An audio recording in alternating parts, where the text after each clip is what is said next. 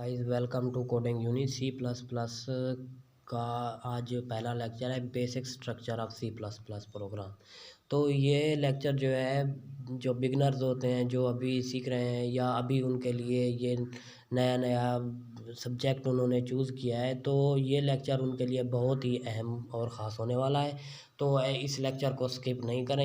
इस लेक्चर के ज़रिए आप लोगों के कॉन्सेप्ट क्लियर होंगे और आगे जो है सी प्लस प्लस प्रोग्राम करने में बहुत ही आसानी होगी। ये बहुत ही फ़ायदेमंद लेक्चर्स हैं, इसलिए इन्हें स्किप नहीं करें, ठीक है। तो बेसिक स्ट्रक्चर एक किस्म का फॉर्मेट होता है जो जिसके ज़रिए हम प्रोग्राम लिखते हैं, ठीक है। जिस तरह प्रोग्राम लिखा जाता है ये पूरा स्केच इस लेक्चर के अंदर मैं आपको बताऊंगा और पूरे अच्छे तरीके से आपको इंशाल्लाह कॉन्सेप्ट भी क्लियर करवाऊंगा, ठीक है। तो बेसिक स्ट्रक्चर में जो है इसके 3 पार्ट्स होते हैं सी प्लस प्लस प्रोग्राम के। एक होता है प्री प्रोसेसर, एक होता है मेन फंक्शन और एक होता है बॉडी। तो प्री प्रोसेसर डायरेक्टिव को हम डिस्कस करते हैं। प्री प्रोसेसर एक किस्म की प्री प्रोसेसर डायरेक्टरी, जैसे कि ये प्री यानी कि हमारे एक्चुअल प्रोग्राम को एग्जीक्यूट या प्रोसेस करने से पहले के काम, ठीक है। प्री प्रोसेसर डायरेक्टिव यानी प्री का मतलब पहले ही होता है ना, तो ये हमारे एक्चुअल प्रोग्राम को एग्जीक्यूट करने से पहले कंपाइलर को ये इंस्ट्रक्शन दी जाती हैं कि तुमने जाके हमारे प्रोग्राम के अंदर क्या टास्क परफॉर्म करना है। मतलब तुमने इनपुट करनी है, आउटपुट करनी है या मैथ के किस तरह के फार्मूले एग्जीक्यूट करने हैं, ये सब वगैरह, ठीक है।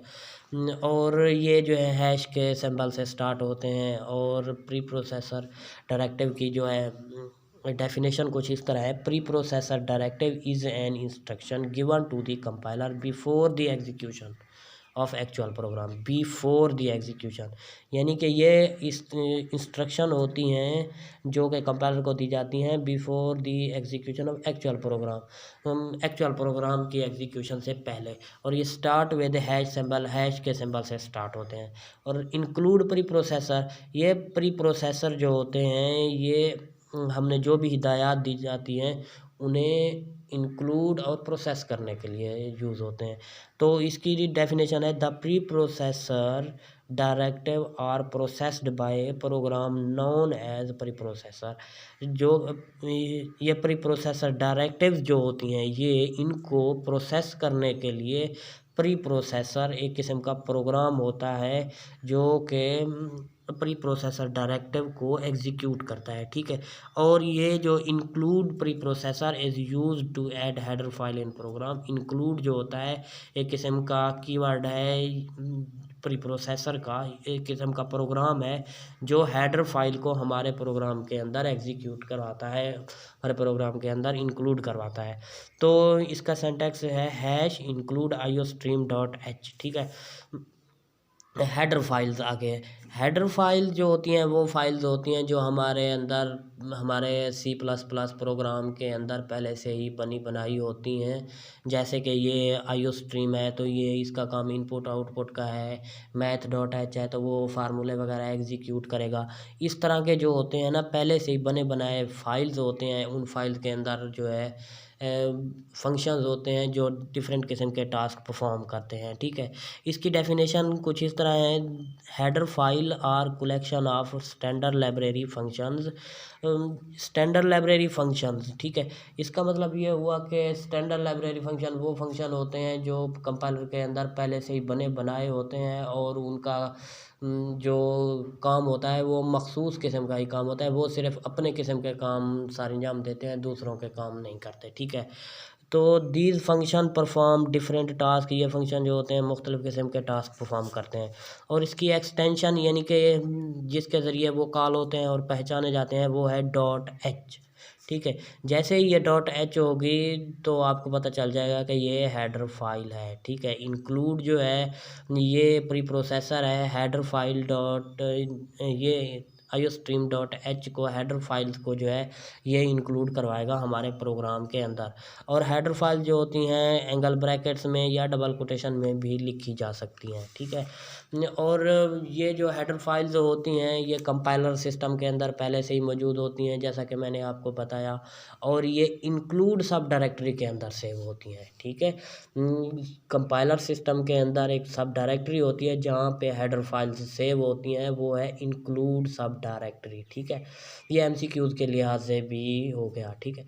इसकी एग्जांपल कुछ है इस तरह है, इंक्लूड iostream.h, या इसे डबल कोटेशन में भी लिख सकते हैं या एंगल ब्रैकेट्स में भी, ठीक है, तो दोनों सही है, ठीक है। और मेन फंक्शन उसके बाद है। मेन फंक्शन जो है, मेन फंक्शन एक किस्म का स्टार्टिंग पॉइंट होता है जहाँ से हमारा प्रोग्राम एग्जीक्यूट होना शुरू होता है। और जैसे ही मेन फंक्शन को कॉल किया जाता है, कर्सर जो होता है या कंपाइलर जो होता है वो हमारे प्रोग्राम मेन फंक्शन के अंदर एंटर होता है, और जो भी हमने स्टेटमेंट्स लिखी होती हैं उनको एग्जीक्यूट करके कंपाइल करके उसका रिज़ल्ट हमें प्रोवाइड करता है, ठीक है। और अगर हर मेन फंक्शन का जो है अपना हर प्रोग्राम का जो है अपना मेन फंक्शन होना ज़रूरी होता है, ठीक है। अगर मेन फंक्शन नहीं होगा तो कंपाइल तो हो जाएगा, कंपाइल मतलब वो रीड तो हो जाएगा, ठीक है, कंपाइल के अंदर सेव हो गया कंपाइलर के अंदर, लेकिन उसे एग्जीक्यूट नहीं करेगा, मतलब उसका रिज़ल्ट जो है वो शो नहीं करवाएगा, ठीक है। और इसकी डेफिनेशन हम डिस्कस करते हैं।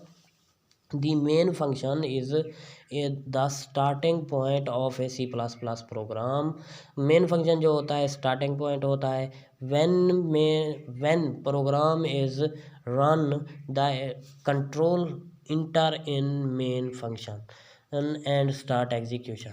वो कह रहा है कि जैसे ही हम प्रोग्राम को रन करते हैं तो कंट्रोल जो होता है या कंपाइलर जो होता है वो हमारे मेन फंक्शन के अंदर इंटर होता है, और जो भी हमने इंस्ट्रक्शन या जो भी हमने कोडिंग की होती है उसको एग्जीक्यूट करता है, ठीक है। और each program must contain main function, without main function program can be compiled but can not be execute, can be compiled but can not be executed. वो ये वही बात है जैसी मैंने आपको बताई थी कि ईच प्रोग्राम मस्ट कंटेन, हर प्रोग्राम जो है अपना मेन फंक्शन उसका होता है, लेकिन मेन फंक्शन के बिना जो है वो प्रोग्राम कंपाइल तो हो जाता है, मतलब लिखा तो जाता है, पढ़ा तो जाता है कंपाइलर से, लेकिन एग्जीक्यूट उसका जो है रिज़ल्ट एग्जीक्यूट नहीं करवाता, ठीक है। और इसका मेन फंक्शन का जो है स्केच कुछ इस तरह है, वाइड मेन, और ये जो है इसकी बॉडी यहाँ से लेकर यहाँ तक करली ब्रेसेस में, ठीक है। और आगे है बॉडी या C++ स्टेटमेंट्स। बॉडी वो होती है जिसके अंदर हम एक्चुअल प्रोग्राम हम राइट करते हैं, लिखते हैं, ठीक है। हम जिसके अंदर हम कोडिंग लिखते हैं कह लें, या जिसके अंदर हम प्रोग्राम बनाते हैं, मेन काम इसके अंदर हमारा होता है, ठीक है। बाकी ये प्री प्रोसेसर डायरेक्टिव जो होते हैं ये वही पहले से बने बनाए होते हैं, मेन के अंदर जाके हमने अपना काम सारे अंजाम देना होता है जो भी काम होता है। तो the statement of program are written in curly braces के अंदर लिखा जाता है, और these braces also called delimiter भी इन्हें कहते हैं, ठीक है। तो इसका फुल स्केच हमारा जो है बेसिक स्ट्रक्चर कुछ इस तरह बनता है, ठीक है। इंक्लूड iostream ये हमारे प्री प्रोसेसर हो गए, ठीक है। और वाइड मेन ये मेन फंक्शन, उसके बाद आ गई बॉडी के अंदर सी आउट एक किस्म की स्टेटमेंट होती है जो कि प्रिंट करवाने के लिए यूज़ होती है, ठीक है, जो भी हमने लिखा होता है। और ये डबल कोटेशन के अंदर अगर हम जो भी लिखें तो वो वैसे का वैसा ही प्रिंट हो जाएगा, ठीक है। तो इसके ये था हमारा बेसिक स्ट्रक्चर। इसके बारे में कोई भी अगर कन्फ्यूजन हो तो आप मुझे कमेंट बॉक्स में बता सकते हैं, ठीक है। मैं आपको वो कन्फ्यूजन दूर करने की पूरी कोशिश करूँगा, ठीक है। Goodbye and take care.